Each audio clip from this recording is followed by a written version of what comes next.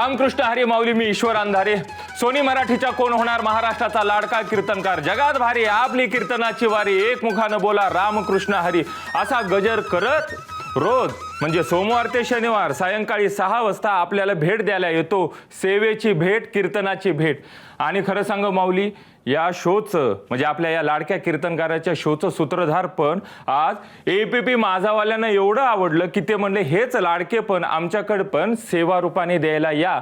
म्हणून आज मी आपल्यासमोर उभा आहे. चला मग सुरुवात करू यांच्याही सोहळ्याला. चला तर आता मग आपण सुरुवात करूया आपल्या महाराष्ट्र दिनाला आणि महाराष्ट्र दिन साजरा करण्याला. लोकपरंपरा, लोककलावंत महाराष्ट्राच्या जडणघडणीमध्ये सगळ्यात मोलाचा वाटा उचलणारी रत्न म्हणावी लागतील. त्या रत्नांपासून सुरुवात करूया. खरं तर लावणीची हिंदवी जिने सांभाळली आणि लावणीची अस्सल पाटीलकी जिने आजही रुबाबानं आपल्या हातात ठेवली, मी हिंदवी पाटील यांच्यापासून सुरुवात करतो.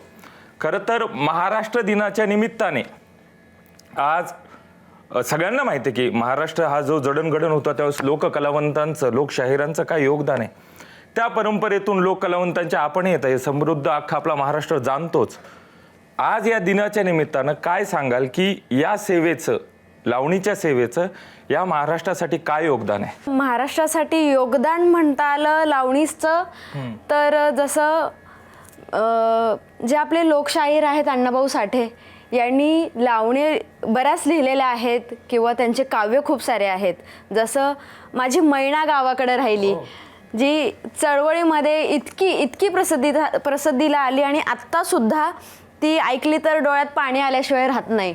म्हणजे थोडक्यात लोक जागृतीकरण करणं हे सुद्धा खूप महत्त्वाचं होतं. लावणीकडून एक महत्त्वाचं काम म्हणता येईल. आणि ती गोष्ट कुठंतरी माझ्या अंगीवळणी आहे आणि मी ती जोपासायचा प्रयत्न आणखीनही करतेय. ह्याचं खूप मोठं भाग्य आहे माझ्यासाठी. आणि खरं तर आज या सोशल मीडियाच्या जगामध्ये आपल्याला व्हॉट्सअपवर काही स्टेटस ठेवा ज्याचा त्याचा हक्क आहे. दिवसातले 12 मूड स्विंग झाले तर आपण 13 स्टेटस ठेवू शकता. पण आपण ज्याची अखंड सेवा करतो त्या सेवेचं व्रत जे आपण हाती घेतलेले ते जर आपल्या स्टेटसला दिसलं तर काय असेल ना त्याच्यात गमक. महाराष्ट्राची पारंपरिक लावणी परंपरेनुसार अखंड वृद्धिंगत करणे हे यांचं व्हॉट्सअपचं स्टेटस आहे, कायम आहे बरं. हा, आता हे जे आपण मनात ठेवलेलं आहे, हे ध्येय जे आहे, तिकडे वाटचाल कशी आहे आता? 2 वर्ष झाले या फील्डमध्ये मी उतरली.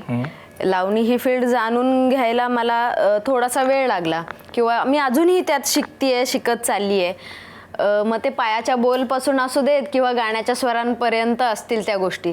कारण लावणी ही संगीत आणि नृत्य ह्या दोन्ही गोष्टींचं मिलन आहे आणि त्यातून एखादा भाव सांगणं असेल किंवा विरह सांगणं असेल, आनंद सांगणं असेल किंवा कोणाचं एखाद्या जसं राजकीय गोष्टी असतील त्या सुद्धा लावणीतून सांगितल्या जायच्या. तर ह्या गोष्टी शिकण्याचा मी प्रयत्न करते आणि जर मी हे शिकत चालले आणि ह्यातून जर आणखीन माझ्याकडून जर जनतेसाठी असेल किंवा माझ्या जगासाठी असेल, महाराष्ट्रासाठी असेल जर देणं काही झालंच चांगलं ह्यातून तर मी नक्कीच द्यायचा प्रयत्न करेल. तो शृंगार, त्या सगळ्या गोष्टी मी जपून ठेवायचा प्रयत्न करेल. वा, खरं तरी लावणीची सेवा आणि आपल्या लावणीची समाजासाठीची सेवा आपण वेगळ्या अंगाने ओळख करून दिली. आणि अशीच महाराष्ट्रात अविरत समाजसेवेची एक परंपरा चालत आलेली आहे आणि त्याच परंपरेची पुन्हा एकदा नव्याने ओळख करून घेऊया. मी दीपालीताई वारुळे यांना विचारू शकतो की या निमित्ताने की आता संपूर्ण आपण पाहतो की जग सोशल मीडियावर आहे, दैनंदिन ॲक्टिव्हिटीमध्ये की त्याच्यातच रील्सपासून इतर ज्या आता आपण ज्या गोष्टींबद्दल बोललो स्टेटस वगैरे हे सगळं चालू असताना मदत फाउंडेशनचा एक आविष्कार घडवून त्याच्यासाठी तन मन धन समर्पित करून या महाराष्ट्राच्या सामाजिक जडणघडणीमध्ये तुम्हीही मोलाचा वाटा सांगताय, त्याबद्दल काय सांगाल? किंवा हे कसं सुचलं आणि का सुचलं? सध्या सगळेजण सोशल मीडियावरती आहेत, डेफिनेटली आहेत, रील्स बनवतात. पण मला असं वाटतं की तारुण्य जे आहे, तारुण्याचे जे महत्त्वाचे 10-1 वर्ष आपण म्हणूयात की जेव्हा तुम्हाला एखाद्या गोष्टीची समज यायला लागते, तुम्हाला समाजाची जाणीव व्हायला लागते, समाजाच्या प्रश्नांची जाणीव व्हायला लागते, तुम्ही उघड्या डोळ्यांनी समाजाकडे बघत असता आणि त्यांचे प्रश्न, त्यांचे काय आपण आव्हानं आपल्याला लक्षात यायला लागतात. मग ते समाजाचे असो, देशाचे असो. तर ते फक्त सोशल मीडियावरती स्क्रोल करण्यासाठी नाही आहे, किंवा तुम्ही म्हटले तसं की दिवसभरात 12 मूड स्विंग्स झाले तर 13 स्टेटस टाकण्यासाठी नाही आहे. तर त्यापेक्षा समाजासाठी आपल्याला काहीतरी भरीव करायचं आहे आणि समाजा उपयोगी काहीतरी काम करायचं आहे, ज्याने आपलं तारुण्यही सदुपयोगी हो. जसा आपला पूर्ण महाराष्ट्राचा इतिहास आहे की जिथे संत गाडगे बाबांचा आपल्याला वारसा आहे की ज्यांनी दीनदुबळ्यांसाठी काम केलं आहे, किंवा महात्मा फुलेंचा वारसा आहे आपल्याला.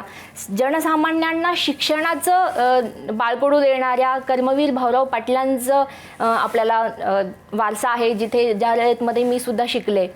तर किंवा तरुणाईला कणखर आणि देशभक्त बनवणाऱ्या स्वामी विवेकानंदांचा वारसा आहे. आणि आजच्या काळात बोलायला गेलं तर अहमदनगरची जी माऊली सेवा प्रतिष्ठान आहे तिथलं रस्त्यावरच्या स्त्रियांना उचलून ज्यांच्यावरती ज्या जर्जर अवस्थेत आहेत, ज्यांच्यावरती पुन्हा पुन्हा बलात्कार होत आहेत, ज्या रस्त्यावरती भीक मागतायत, त्यांचं कोणीही नाही, अशा स्त्रियांना माऊली आश्रमामध्ये आणून त्यांची संपूर्णपणे शुश्रूषा करून त्यांना नवजीवन देणारं मनगाव बसवणाऱ्या डॉक्टर धामणे दाम्पत्यांचा ते खरे आमचे प्रेरणास्थान आहेत. ते आमच्या समाजातले आदर्श आहेत. त्यांचा आदर्श घेऊन आम्ही हे काम पुढे घेऊन जाण्याचा प्रयत्न करतो. या सगळ्यातून मला या सगळ्या गोष्टींची प्रेरणा मिळाली आणि मला असं वाटतं की सोशल मीडियावरती स्क्रोल करत बसण्यापेक्षा समाजाची सेवा करणं आणि काहीतरी आयुष्याला अर्थ देणं यातलं जे सुख आहे ते चिरंतन आहे. वा वा वा. खरं तर महत्त्वाचा मुद्दा तुम्ही ऐकला असेल की समाजसेवेमध्ये संतांची गरज किंवा संतांची जडणघडण काय आहे, संत किती प्रेरणास्थानी आहेत त्यांचे ते आपण जाणलं. आणि अशीच पुन्हा एकदा संतांची शिकवण आपल्याला नव्यानं करून देण्यासाठी आपल्यासोबत आज हरिभक्तीपरायण योगेश महाराज गायके आहेत. महाराज मूळ तर आपण एक बीडचे, त्यात आपण एक कीर्तनकार आणि त्याच्यात पोलीस डिपार्टमेंटमध्ये कामही करता. त्रिवेणी संगम आहे खरं तर हा या सगळ्या सेवेचा. या सगळ्यातून आज या महाराष्ट्र दिनाचं औचित्य साधून मनात काय भावना आहेत आपल्या? जगद्गुरु तुकोबरायच्या अभंगापासून सुरुवात करतो. हो. भाग्याचा उदय, भाग्याचा उदय,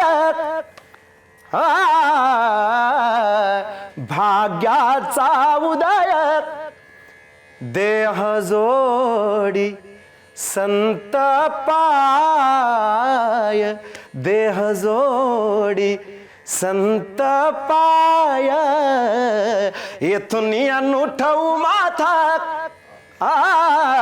येथून नुठवू माथा, येथून नुठवू माथा. भाग्य आमचं रामकृष्ण. काय अजून भाग्याची नवीन व्याख्या हवी आपल्याला? महाराज, महत्त्वाचा मुद्दा आहे की आज तुम्ही पोलीस डिपार्टमेंटमध्ये काम करता. तरुणाईचा आज गुन्हेगारीकडे थोडं का होईना जो कल झुकलेला आहे. आज त्या तरुणांना तुम्ही ज्यांना भेटलायत, गुन्हेगार म्हणून ज्यांना तुम्ही पकडलंय, जो काय तुमचा सगळा कार्यभाग आहे, काय सूचना, काय आशीर्वाद आणि काय मार्गदर्शन कराल त्या सगळ्या तरुणांना? क्या बात. खूप गोड अशा प्रकारचा आणि महत्त्वपूर्ण प्रश्न विचारला आदरणीय सर. मी तरुणांना हे मार्गदर्शन करेल की त्यांना आज स्थितीला संत साहित्याची आणि संतांच्या विचाराची नितांत गरज आहे. विशेष म्हणजे संत साहित्य आणि संतांचे असणारे विचार हे एवढे मोलाचे आणि महत्त्वपूर्ण आहेत. हे डॉक्टर बाबासाहेब आंबेडकरांना कळलं, हे छत्रपती शिवाजी महाराजांना कळलं, हे छत्रपती संभाजी महाराजांना सुद्धा कळलं. म्हणजे अनेक असणारे जे युगपुरुष आहेत ते महाराष्ट्रामध्ये जन्माला आले आणि त्यांनी हा महाराष्ट्र घडवला सुद्धा आणि महाराष्ट्र हा जिवंत सुद्धा ठेवला. पण त्या युगपुरुषाला ज्या विचारांनी प्रेरणा दिली ते विचार संतांचे होते. हो हो. आज गुरुजी मी आवर्जून सांगेल की माझ्या असणाऱ्या ज्ञानोबरायाचं असणारं पसायदान फक्त 9 ओव्यांचं असणारं पसायदान आहे. आज हे 9 ओव्याचं असणारं पसायदान पूर्ण विश्वामध्ये सर्वात श्रेष्ठ आणि महान अशी कविता म्हणून गणलं जात आहे.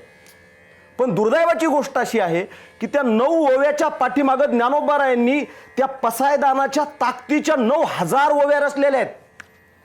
त्या 9000 ओव्या सुद्धा आजच्या तरुणांना कळणं आवश्यक आहे, पूर्ण विश्वाला कळणं आवश्यक आहे. विश्वाचं जर कल्याण करायचं असेल तर संत साहित्याची नितांत आवश्यकता आहे.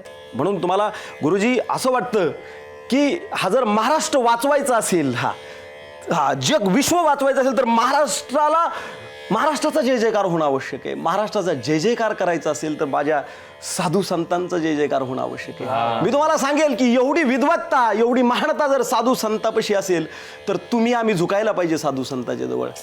अहो आभाळ झुकतंय, आभाळ विश्व झुकतंय, तुम्ही आम्हाला झुकायला काय अडचण आहे. एक असणारं जे गीत आहे ते या ठिकाणी सादर करतो गुरुजी. खूप आवडतं मला ते. तुझ्या समाधीच्या पुढे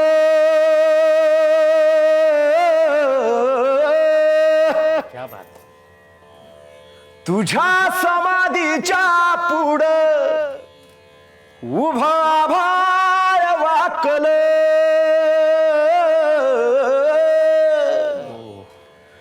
तुझ्या ज्ञान तेजा पुढे कोटी सूर्य पीक झालं.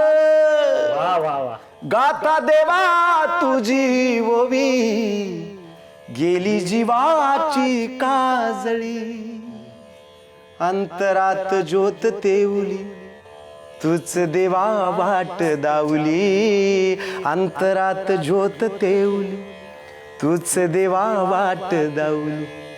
घुमला गजरवा भाळी ज्ञानराज माझी माऊली, माऊली ज्ञानराज माझी माऊली, ओ माऊली ज्ञानराज माझी माऊली. तुम्हाला जोडूनच एक प्रश्न आहे. सोनी मराठीवरील कोण होणार महाराष्ट्राचा लाडका कीर्तनकार या रियालिटी शो मध्ये कुठल्या याच कारणांपैकी एक कारण घेऊन तुम्हाला यावंसं वाटलं? याचं कारण आहे सर्वात महत्त्वाची गोष्ट, सध्या वारकरी संप्रदायामध्ये बरेच असणारे जे लोक आहेत ते म्हणतायत की कुठंतरी डिसिप्लिन बिघडली जाते, कुठंतरी शिस्तीच्या बाहेर जाऊन कीर्तनकार कीर्तन करत आहेत, असं काहीतरी सुरू आहे. बऱ्याच असणाऱ्या कमेंट्स असतात. सर्वात महत्त्वाची गोष्ट, हा असणारा जो कार्यक्रम आहे गुरुजी, याच्यामध्ये वारकरी संप्रदायाची असणारी जी शिस्त आहे त्याला अनुसरून हा जो कार्यक्रम आहे, या कार्यक्रमाचं नियोजन करण्यात आलं. सर्वात महत्त्वाचा असणारा भाग हा आहे. फक्त एक मात्र माझ्या अंतःकरणातला भाव मी जरूर सांगेल की संतांचे विचार समाजापर्यंत पोहोचवण्यासाठी आणि भगवंताचं नामस्मरण करण्यासाठी एवढं मोठं स्टेज माझ्या आयुष्यात परत मला भेटलं नसतं आणि म्हणून मी ती संधी सोडणार नव्हतो. त्यामुळे मी त्या स्टेजवर आलो आणि माझं भाग्य आहे की आजपर्यंत इथपर्यंत मी वाटचाल करत आलेलो आहे. खरं तर संत सेवेचा आणि संत साहित्याचा काय प्रभाव असू शकतो हे आपण महाराजांकडून ऐकलंच. अशाच संत साहित्यातील शब्दांनंतर आता आपण अशा शब्दांकडे जाणार आहोत की ज्या शब्दांनी आजची तरुणाई वेडावली आहे. त्याचं वेड जास्त आहे आणि ते वेड असण्याचं कारण आहे की त्याच्यात मराठी अस्सल मराठमोळं पण तेवढंच दडलेलं आहे. मी मृणाल शंकर यांच्याकडे येणार आहे, ज्या प्रसिद्ध रॅपर आहेत, आपण सगळे त्यांना ओळखताच, की आता या महाराष्ट्र दिनाचं एक औचित्य साधून महाराष्ट्र दिन ज्या इतर घटनांनी आपण साजरा करतो त्यात आता हे नवीन एक आवर्तन आलेलं आहे तुमचं. या सगळ्या गोष्टींना किंवा ह्या रॅपच्या ह्या सगळ्या यमक दुनियेला आपण म्हणूया, कसं बांधाल आजच्या दिवसाला अनुसरून किंवा काय सांगाल त्याबद्दल? रॅप हे तसं माझ्यासाठी पण फार नवीन जग आहे. जसं मी इथे बघते, साहित्य असो, कविता असो, आपल्याकडे संस्कृती आहे मराठी, आपल्या हिस्ट्रीमध्ये बऱ्याच गोष्टी आहेत जिथून आपण शिकत आलेलो आहे आणि त्या पास ऑन होत आलेल्या आहेत आणि आपल्याला त्याचा वारसा आहे. हे एक नवं क्षेत्र आहे, नवं जॉनर आहे जे ऑलरेडी दुसऱ्या देशामधून आपल्याकडे आलेलं आहे आणि ते आपण आपल्या पद्धतीने आत्मसात करतोय, ट्रान्सफॉर्म करतोय. आणि हळूहळू मी नाही म्हणत आहे की मी प्रॉपर मराठीमध्ये रॅप केलेलं आहे. असं सुरुवात मी केली होती पण माझं नशीब मला हिंदीकडे वळून घेऊन गेलं. पण मराठीपणा मी त्याच्यामध्ये ठेवायचा प्रयत्न करते की जेव्हा पण लोक ग्लोबली मला ऐकतील, समजा हिंदी ऑडियन्स ऐकते, तर त्यांना कुठे ना कुठे कळावं की अच्छा मराठीमध्ये हे शब्द असतात, किंवा त्यांना जरी अर्थ कळला नाही तरी माझ्या हावभावाने किंवा माझ्या वाक्यातल्या प्रयोगाने त्यांना ते समजावं. तर आय थिंक आता जर मी बघते मागे वळून तर थोड्या फार प्रमाणात मी मराठीचा प्रचारच करायचं काम करते. आणि समजा माझं गाणं बाहेरच्या देशात कोणी ऐकलं कारण त्याच्यामध्ये अर्ध इंग्लिश आहे तर त्यांना त्यांच्या कानावर मराठी पण पडणार आहे आणि ते मे बी समजायचा प्रयत्न करतील तर तेवढंच आम्हाला पण चांगलं वाटेल की ट्रॅव्हल केलं आपल्या गाण्याने आणि आपल्या भाषेने. मृणाल, जे आपण जे काय बोलताय ते फार कुतूहल निर्माण करणार आहे आणि हे बोलणं आता आम्हाला ऐकायचंय. आपल्याला विनंती करतो आपण इकडे यावं आणि मला तिकडे बसायची संधी द्यावी. या चालेल. तर सुरू करण्यापूर्वी मी सांगते की MTV हसल हा जो शो होता, हिंदी शो होता, त्याच्यावर मी वेगवेगळ्या जॉनरची गाणी केली. क्लासिकल हिपहॉप केलं, गुजराती आणि हिपहॉप मिक्स केलं, तसंच मराठी फ्लेवर देण्याचा पण मी प्रयत्न केला. तर पुणेरी स्ट्रीट स्टाईल असं मी एक गाणं बनवलेलं, ज्याच्यात मी सांगत होते की मी आहे मराठी, दिसत नाही आहे तुम्हाला, मी सगळं करते त्यामुळे. तर त्यासाठी मी हे गाणं बनवलेलं, ते मी आज परफॉर्म करते तुमच्यासाठी. आली आली आली पुण्याची पोर, खड़ी अकेली क्योंकि बाजू में जोर, कल थी जैसी वही आज हूं मैं और मुझे फर्क नहीं पड़ता कि बाजू में कौन. आली आली आली पुण्याची पोर, खड़ी अकेली क्योंकि बाजू में जोर, कल थी जैसी वही आज हूं मैं और मुझे फर्क नहीं पड़ता कि बाजू में कौन. गिनते नहीं मुझको ते हुड़ में मेरे, क्योंकि साइन हो गई थी ने गरीबी, चेहरे पे करीबी पूछते बेटा काम काय करतेस, मैं म्यूजिक करते हम ही रोकड़ा भरते. ये लो आ गई मैं टीवी पे, देखो कैसे छा गई मैं टीवी पे, एक और लगा स्टार मेरी वर्दी पे, खाब आसमानी और पैर मेरे धरती पे. इनके वर्स और हुक का कोई मेल नहीं लगता, मेन लीड हूँ यहाँ की मैं हुकुम का इक्का, ब्रेक नहीं लगाते जहाँ वेट हो, रास्ता कर शौक से राइड और हेलमेट नहीं लगता, सूखा पड़ा था इस सीन में कब से. आया रैप का मौसम है ये सीजन ऐसा, क्योंकि एक से एक यहाँ पे आर्टिस्ट येड़े बोले ये रे पावसा तुला देतो पैसा. आली आली आली पुण्याची पोर, खड़ी अकेली क्योंकि बाजू में जोर, कल थी जैसी वही आज हूं मैं और मुझे फर्क नहीं पड़ता कि बाजू में कौन. महाराष्ट्र आणि म्हणजे मुंबईसह महाराष्ट्र घडताना सगळ्यात जास्त ज्यांनी बाजू सांभाळली होती ते होते आपले शाहिरी कवी लोकांचं महाराष्ट्रासाठी काय योगदान आहे मी नव्याने सांगायची गरज नाही. आणि अशीच ती कवितेची गरज महाराष्ट्रासाठी काय आहे हे आपल्यासोबत सांगायला तुझं माझं नातं सांग आणि सोलो ट्रॅव्हलर म्हणून ज्यांची ओळख आहे असे आदित्य आपल्यासोबत आहेत. मला आता एक विचारायचं की यांच्या रॅपमध्ये जो एक रिबिलनेस होता शब्दांचा, तसा कवितेतही असतो तो. आणि या महाराष्ट्राची जडणघडण म्हणजे संयुक्त महाराष्ट्राची जडणघडण, महाराष्ट्र स्थापनेची जडणघडण हे सगळ्या कवींनी तर दाखवून दिलेलंच आहे. एक कवी म्हणून तू या संतांपासून कवितेचा जो प्रवास सुरू झाला आपल्याकडे असं म्हणतो ते आज मुक्तछंदापर्यंत येऊन ठेपला, या सगळ्यांबद्दल तुझी काय भावना आहे? नमस्कार. ईश्वर, मला असं मनापासून वाटतं की प्रत्येक कवी हा कुठल्या ना कुठल्या अंगाने क्रांतिकारी असतोच. म्हणजे आत्तासुद्धा बोलताना या क्षणी मला ज्ञानोबा तुकोबांपासून ते अगदी केशवसुधांपर्यंत आणि मित्र म्हणेन कुसुमाग्रज विंदा आणि नामदेव ढसाळांपासून ते अगदी आत्ताच्या वैभव जोशी आणि आमच्या पिढीपर्यंतची परंपरा माझ्या मागे खंबीरपणे उभी आहे की काय असा खरं तर आत्ता भास होतोय. खूप प्रवास कवितेचा आत्तापर्यंत आपण बघत आलोय. तू आत्ता ज्याप्रमाणे उल्लेख केलास की संत पंत आणि तंत ते अगदी आत्ता मुक्त छंदापर्यंत हा सगळा प्रवास येऊन पोचलेला आहे. खूप विचार प्रवाह आपल्याकडे कवितेमध्ये येऊन मिळाल्यामुळे खरं तर मला वाटतं ही मराठी परंपरा कवितेची समृद्ध झालेली आहे. आणि आज ज्या प्रकारे विविध भाषांची सक्ती केली जाते, मला असं वाटतं की मराठी मनाला मराठी भाषेची सक्ती करावी लागत नाही. कारण कितीही तुम्ही प्रयत्न करा, अगदी कुठलीही शक्ती अद्भुत किंवा जी दिसत नाही ती आपल्या मानगुटीवर जरी येऊन बसली मराठी माणसाच्या, तरी मराठी भाषा आपल्या मनातनं जाऊ शकत नाही. कारण कुठेतरी आता जसं आपले महाराज म्हटले, ती संतांची परंपरा, ती संतांची भूमी माती आपल्या मनात तनात रुजलेली आहे. आणि ती मराठी कविता जी संतांपासून अगदी आत्तापर्यंतच्या सामाजिक कवितेपर्यंत येऊन ठेपलेली आहे. त्यामुळे एक सोलो ट्रॅव्हलर म्हणून, एक कवी म्हणून, एक प्राध्यापक म्हणून मला कायम असं वाटतं की विविध अंगाने समृद्ध करणारा आपला देश आहे आणि त्यातही आपला महाराष्ट्र आहे. आणि मला अभिमान वाटतो आजच्या या महाराष्ट्र दिनाला, कामगार दिनाला माझं मत व्यक्त करताना की या मराठी मातीचे आणि महाराष्ट्राचे पाईक म्हणून इथे आम्हाला बोलवलं गेलं आहे. याच्यासारखं भाग्य खरं तर सांगतो की आपल्यापैकी खरंच थोर आहे. आता याला अनुसरून एक महत्त्वाची गोष्ट म्हणजे की जाहिरात क्षेत्र हे जर महाराष्ट्र निर्मितीच्या काळातलं ओळखायचं असेल तर आपण असं म्हणूया की डफ हातात घेऊन, म्हणजे डफ हातात आहे आणि शाहीर अण्णाभाऊ साठेंची एक चित्रकृती आपल्याला अशी समोर दिसते. आणि त्या एका जाहिरातीत, त्या फोटोमध्ये किंवा त्याची एक स्फूर्तीच अशी आहे की आपल्याला तो संपूर्ण कालखंड आठवतो. जाहिरातीचं आजचं क्षेत्र ते किती स्फूर्तिदायक आहे आणि ते का गरजेचं आहे हेही आज जाणून घेणं गरजेचं आहे महाराष्ट्रासाठी. आणि ते सांगण्यासाठीच आपल्यासोबत कांचनदादा आहेत. तुम्ही त्यांना अनेक जाहिरातीमधून आणि वेगवेगळ्या सिनेमातून भूमिका करताना पाहत आलायत.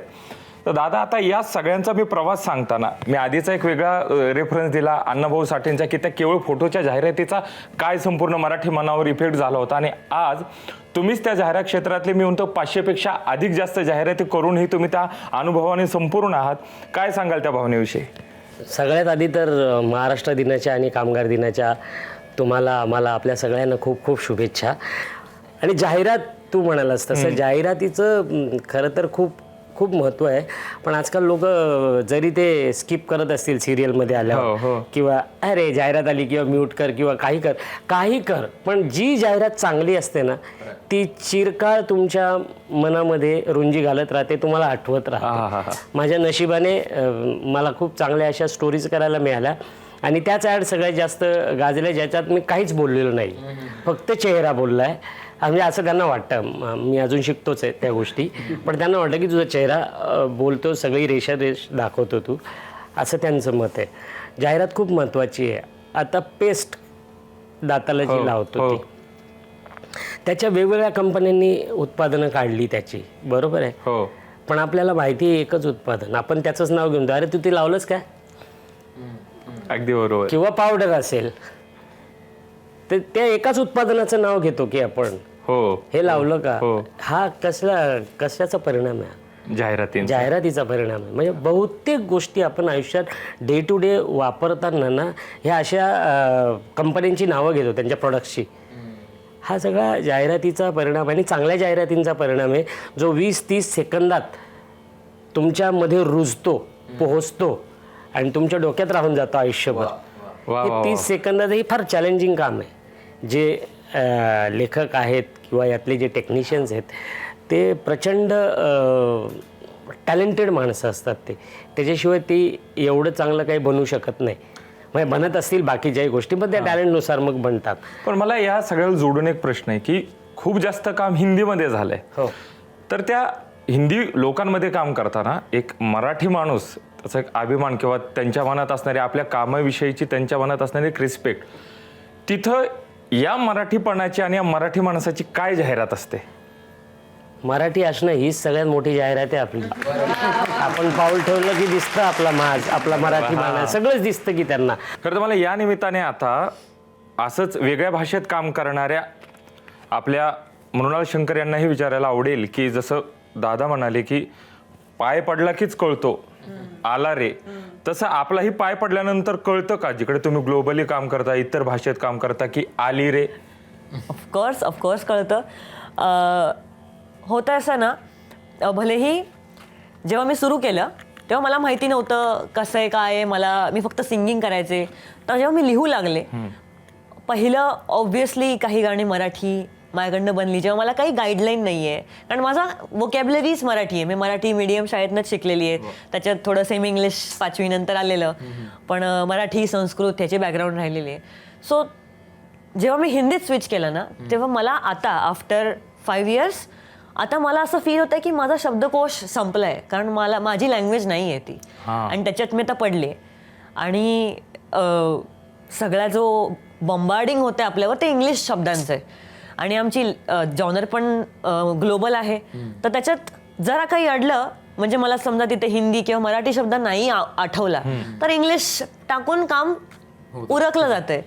पण आय विश की मला माझं मराठीचं ज्ञान किंवा शब्दकोश अजून जरा जास्त असता तर मे बी मी अजून सुंदरतेने केलं असतं, अजून चांगलं रिप्रेझेंटेशन केलं असतं. जसं की आता मला इथे येऊन हे दाखवावं लागते की मराठी आहे, तर ते माझ्या गाण्यांमधनं कसं प्रतीत होईल ह्याच्यावर मी काम करणार आहे. रिसेंटली मी अशा बऱ्याच मराठी आर्टिस्टना भेटले ज्यांच्याकडे कथकची क्लासिकल म्युझिकची बॅकग्राऊंड आहे आणि त्यांनी त्याचं रॅपशी मला मेळ घालून दाखवला की हे बघा हे ह्याच्यात पण आहे, ह्याचा हिस्ट्री आपल्या पुस्तकांमध्ये हे आहे, तेच फक्त तुम्ही वेगळ्या लँग्वेजमध्ये करताय. सो म्हटलं हे एवढं इझी टू म्हणजे लिहिलेलं आहे, कारण रॅपचं काही पुस्तकं नाही आहेत की हे असं करायचं असतं.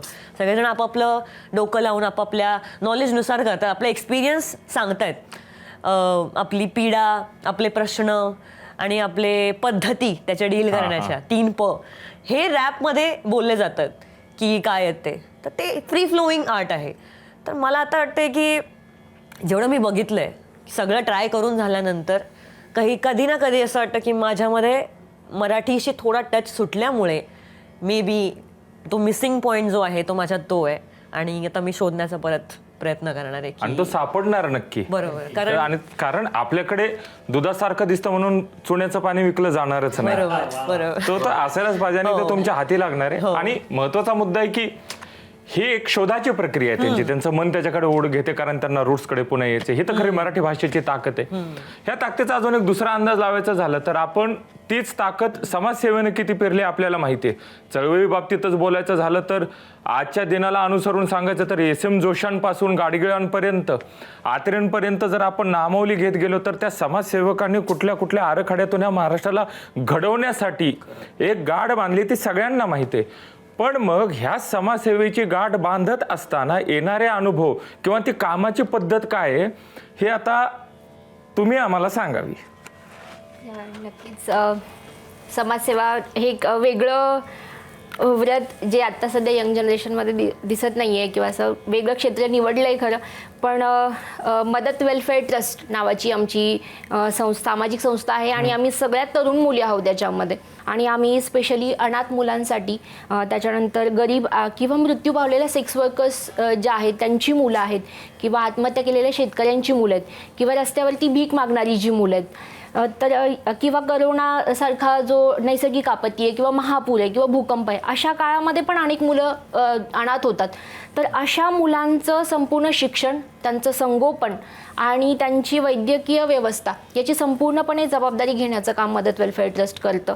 त्यासोबतच निराधार जे वृद्ध आहेत किंवा निराधार आणि मानसिक रुग्ण ज्या महिला आहेत की ज्या रस्त्यावरती आपल्याला फिरताना दिसतात तर अशा महिलांना एक निवारा, अन्न आणि त्यासोबतच पुन्हा एकदा त्यांना योग्य उपचार मिळावेत याच्यासाठी आम्ही संपूर्णपणे काम करतो. समजा रस्त्यावरती भीक मागणाऱ्या मुलांकडे बघून आणि रस्त्यावरच्या स्त्रियांना बघूनच खरं तर आम्हाला प्रेरणा मिळाली होती. पण आम्ही स्वतःला तिथे ठेवून बघितलं की अशी सिच्युएशन आपल्यावरती आली किंवा आपली मुलं कधीतरी आपल्याला हरवून अशी रस्त्यावरती दिसली तर आपण काय करणार. तर मग ती प्रेरणा घेऊन आम्ही हे काम सुरू केलं आहे. त्याच्यामुळे या मुलांना आम्ही रेस्क्यू करतो पोलिसांच्या मदतीने. जसं IPS महेश भागवत सर जे आहेत जे कमिशनर आहेत राचकोंडाचे तर त्यांच्या मदतीने आम्ही अनेक मुलांना रेस्क्यू केलं किंवा पोलिसांच्या मदतीने अनेक मुलांना रेस्क्यू केलं आणि त्यांना आम्ही चांगल्या आश्रमामध्ये प्रवेश मिळवून देतो आहे. आणि आत्तापर्यंत आम्ही 500 अनाथ मुलांचं मातृत्व स्वीकारलं आहे आणि अशा 40 संस्थांसोबत आम्ही काम करतो आहे. आणि या संस्थांना पुढे घेऊन येतो. आम्ही पुण्यात जेव्हा कार्यक्रम घेतो तेव्हा या मुलांना आम्ही प्रत्यक्ष बोलवतो. तुम्ही मुलांना प्रत्यक्ष भेटू शकता. सेकंडली आम्ही या प्रत्येक ठिकाणी तळागाळातल्या संस्थांना जाऊन भेटतो आणि तिथे लाईव्ह व्हिडिओ करतो की बघा आम्ही ज्या मुलांना दत्तक घेतलं होतं ती मुलं ॲक्च्युली शिकतायत, त्यांची प्रगती होते आणि त्यांना तुम्ही प्रत्यक्ष बघू शकता. तर ही पारदर्शकता आणण्याचा आम्ही एक प्रयत्न करतोय. त्यामुळे आम्हाला खूप आनंद आहे की मी म्हणेल की आम्हाला देवाने चूज केलं हे काम करण्यासाठी आणि आम्ही भाग्यवान आहोत की आम्हाला या क्षेत्रामध्ये काम करायची संधी मिळते आणि आम्ही अजून जास्तीत जास्त लोकांपर्यंत, जास्तीत जास्त गरजू मुलांपर्यंत, विद्यार्थ्यांपर्यंत पोहोचू शकू आणि ज्यांना मदतीची गरज आहे ते मदत करणारे इथपर्यंत त्यांना पोहोचवू शकू अशी आमची इच्छा आहे. वा, खरं तर ही परंपरा एवढी अखंड चालू राहो त्यावेळेसच कळतं की सिंधुताई अजून आपल्यातून गेल्या नाहीत. बरं, त्या जिवंत आहेत त्यांच्या या सेवेने. आणि काय ब्रँडचा मुद्दा नसतो, सिंधुताईंकडे कुठे ब्रँड होत्या, त्या स्वतःच ब्रँड झाल्या ना, तशी आपलीही सेवा तेवढी मोठी होणार हे नक्की. आता आपण म्हणतो की महाराष्ट्राच्या जडणघडणीमध्ये किंवा महाराष्ट्राचा इतिहास सांगताना थोरा मोठ्यांची नावं, त्या परंपरेतून येणारी नावं, महाराष्ट्राला मोठं केलेल्या सगळ्या सेवेकऱ्यांची नावं आपण घेत राहतो. तसंच कलेबाबत जर बोलायचं झालं तर त्या नावांची यादी असंख्य मोठी आहे कारण त्यांनी तेवढं योगदान दिलं म्हणून त्या आज नावं घ्यावी लागली. असाच हा महाराष्ट्र दिन वर्षानुवर्ष साजरा होणार आहे, त्याच्यात अजून ती यादी वाढत जाणार आहे. त्या यादीत नाव हिंदवी यांचं असणार आहे हे नक्की. तर मग आता त्यात महत्त्वाचा प्रश्न असा की याचं संवर्धन व्हावं, लावणीचं, लोककलेचं, ती लोकांपर्यंत ज्या शुद्धतेनं पोहोचायला हवी, तिची प्युरिटी जी आहे ती त्यांच्यापर्यंत तशीच पोहोचायला हवी जशी जी जन्माला आली होती. यासाठी म्हणून आपल्या महाराष्ट्राच्या रसिकांसाठी काय वेगळी मेजवानी असणार आहे तुमच्याकडून येत्या काळात किंवा काय प्रयत्न असणार आहेत? मला असं वाटतं की आत्ताची परिस्थिती आणि आधीची जी कला होती ह्या दोन्हीत खूप मोठा जमीन आसमानचा फरक आहे. आत्ता स्टेजवरती चालणाऱ्या गोष्टी किंवा ऑडिटोरियममध्ये चालणाऱ्या गोष्टी असतील त्या खूप डिफरंट आहेत. कुठेतरी नऊवारी घालून केस मोकळे सोडून लावणी प्रेझेंट करणं हे मला तरी योग्य नाही वाटलं, कधीच नाही वाटलं. आणि आधी पण नव्हतं वाटत, आत्ताही नाही वाटत. मला जेव्हा कोणी बोट करेल तर त्याच्यावरती मला उत्तर द्यायला मी ठामपणे उभी आहे की तुम्ही मला दाखवून द्यायचं की पूर्ण नऊवारीमध्ये तुम्ही मला कधी केस मोकळे सोडलेले पाहिलेत. माझ्या पायात 3-3 किलोचे घुंगरं असतात. एका पायात माझे 3 किलोचे घुंगरू असतात. ते घुंगरू तो आंबाडापर्यंत ती सजलेली पूर्ण स्त्री झाकून पाकून ते जे सौंदर्य आहे नाही का, एक मोगरा कसा फुलतो आणि त्याचा वास सगळीकडे दरवळतो अशा पद्धतीचा तो असतो. तर मग ह्या सगळ्या गोष्टी कोणी बदलायला सांगितल्यात आणि कधी सांगितल्यात? कुठं लिहून ठेवलंय का? अरे लिहून काय ठेवलंय? लिहून काय ठेवलंय? त्या बाईचं सौंदर्य लिहून ठेवलंय, हा तिचा आंबाडा लिहून ठेवलाय, ती गाते त्या पद्धती लिहून ठेवल्यात, तिच्या कमरेचा कमरपट्टा कशा पद्धतीने हलतोय हे लिहून ठेवलंय, त्याचं तर पायातलं एक घुंगरू काय पद्धतीनं बोलतोय आणि काय भाषेत बोलतोय ते लिहून ठेवलंय, ढोलकीची थाप आणि हातात वाजणाऱ्या बांगड्या, ह्या सगळ्या गुंजतात त्या गोष्टींमध्ये. मग आपण सगळे हे बदलणारे कोण? हो, खरं तर आज रसिकांना कळालं असेल की गरजा युवा महाराष्ट्र माझामध्ये ह्या रत्नांना का आमंत्रित केले गेले. महाराष्ट्र ज्या ताकदीने आजही उभा आहे संपूर्ण जगामध्ये व्याप्ती घेऊन, त्या महाराष्ट्राच्या मुळासकट अभ्यास करणारी ही रत्न आहेत. म्हणून तर ती गाठ आजही आपल्या हातात तेवढ्या भक्कमपणे आहे.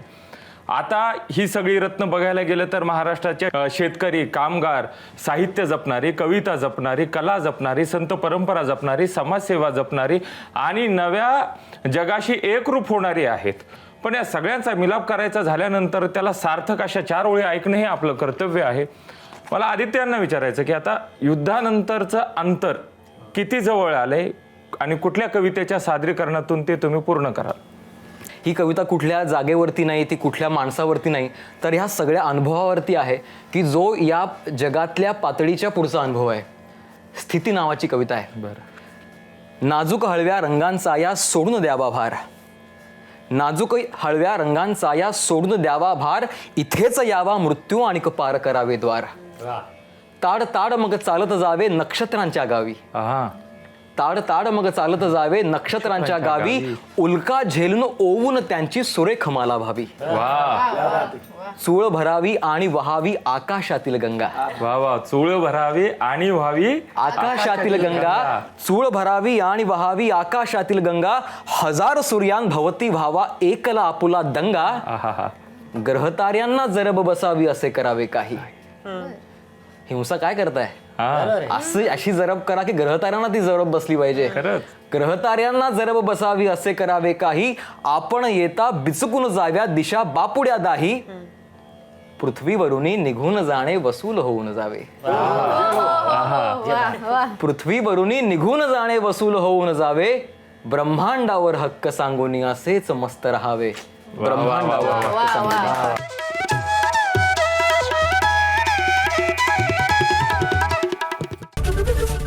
एबीपी माझा, उघडा डोळे बघा नीट.